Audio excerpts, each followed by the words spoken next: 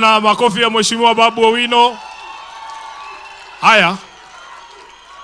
Tuendelee tusiendelee? Tuendelee tusiendelee? Haya. Wakati Mheshimiwa Babu Owino anazungumza, tumekaribisha Mheshimiwa Gathoni Wamuchomba. Yuko hapa. Niwache upumzike kidogo. Uko sawa? Haya, njoo basi. Njoo basi.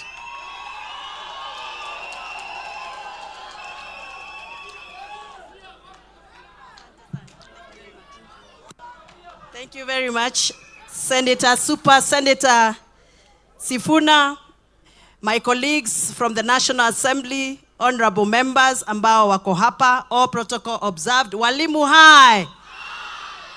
Bwana asifiwe. My apologies for lateness.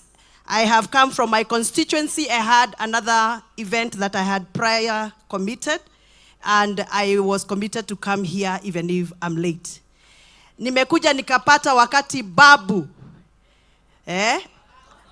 Babu wa sababu. Babu kwa sababu. Alikuwa na execute point by point. Na unajua babu is an orator, so amesha sema yangu yote. Mimi ni mwalimu by profession, by training. I am a teacher who is supposed to be teaching secondary school, chemistry and biology. But I never taught much because I found myself in the media. Teachers, I think time has come for us to stop being rubber stamp for the political class. You have for so long become the rubber stamp. For me to be elected in Githunguri, the returning officer is always a teacher. A teacher queues and stays in the polling stations for 3 nights for me to be confirmed as a member of parliament. Alafu mushahara ikifika kulipwa, I am paid 10 times the same teacher who signed my returning officer certificate at the polling station. Ni ufala si ufala? Ufala si ufala? I think we need to call it as it is. I am sorry if I offend you, but please allow me to tell you this.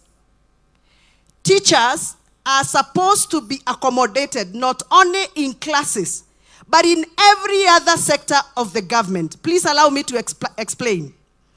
A teacher is not trained to just be in the walls of the classroom.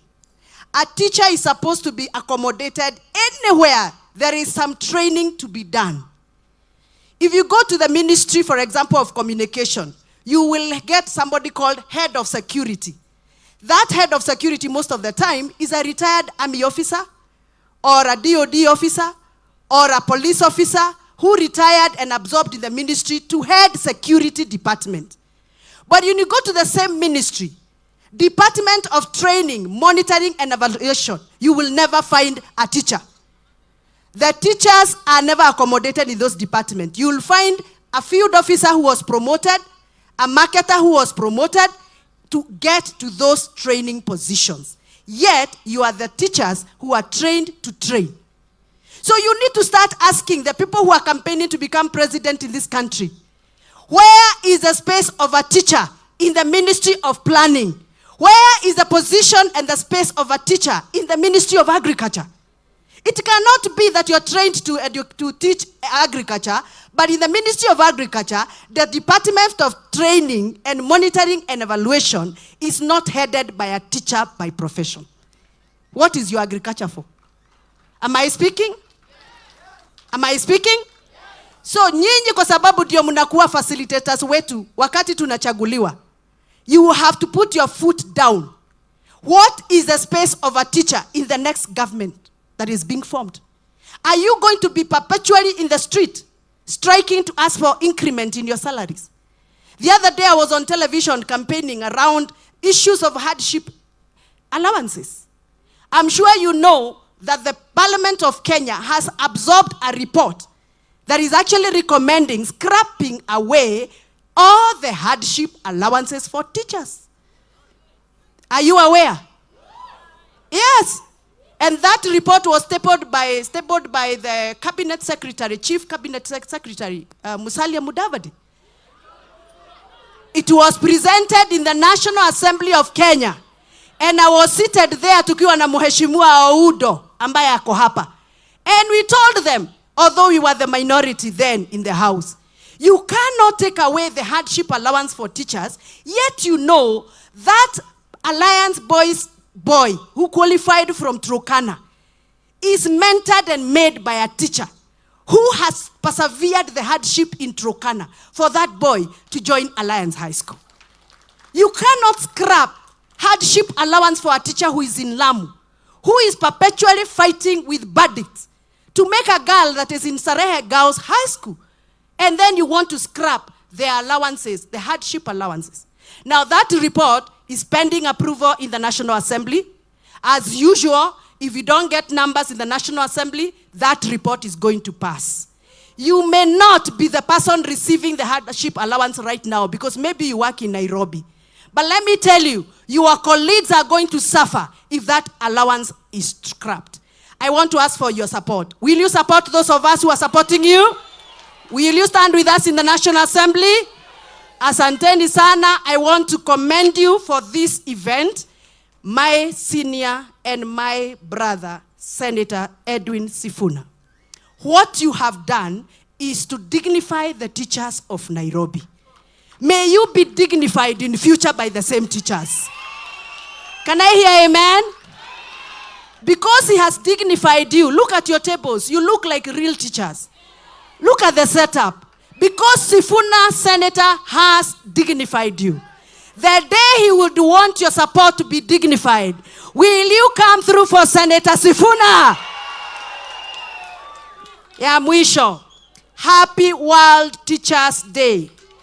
Even on the days when you feel unseen, know this from Gathoni Wamuchomba Mathe. The impact of your work lasts far beyond the bell. It is shaping our future. Happy Teachers Day. Thank you. Asante sana Mheshimiwa Gathoni, thank you for joining us. Anauliza swali hapa. Ati anataka kuwapiga kitu.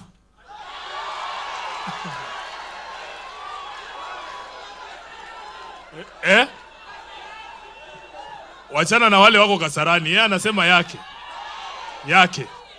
Sawa? Niwapige jeki? Unajua mimi ni mwalimu ambaye Mungu alinifanikia tu nikaenda kwa media nikajipata nimeinuliwa. Kwa hivyo leo nataka niongeze hiyo kiti yenyu nitaongeza 1200. Asante sana Mwesh. Hata mimi karibu nisahau ndio imefanya nirudi hapa. Mimi pia wacha ni coordinate niwaongeze 300,000 Kenya shillings.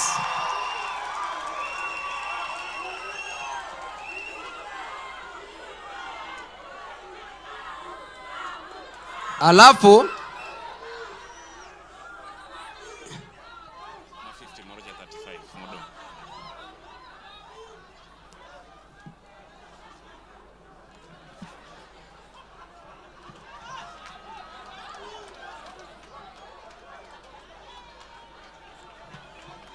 Aya, mnasemaje?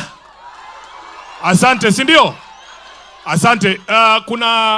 Kuna mtu tulikuwa tumepea kazi ya welfare officer, si ndio? Mnajua vile sisi we are very organized na tumesema we will dignify you. Kuna vitu hatutafanya. So, ule welfare officer kwa wapi? Wewe Ted, kuja wewe mwenyewe uchukue. Mtafute wewe mtu. Zile bahasha zilikuwa unafungua tena, unaingiza ingine ndani, unaongeza. Sawa. Haya. Walimu oye! Walimu oye! Kwanza kabisa, nataka nichukue fursa hii niwashukuru kwa kukubali mwaliko wangu. Unajua kuna mahali ingine mlikuwa mmeitwa, si ndio?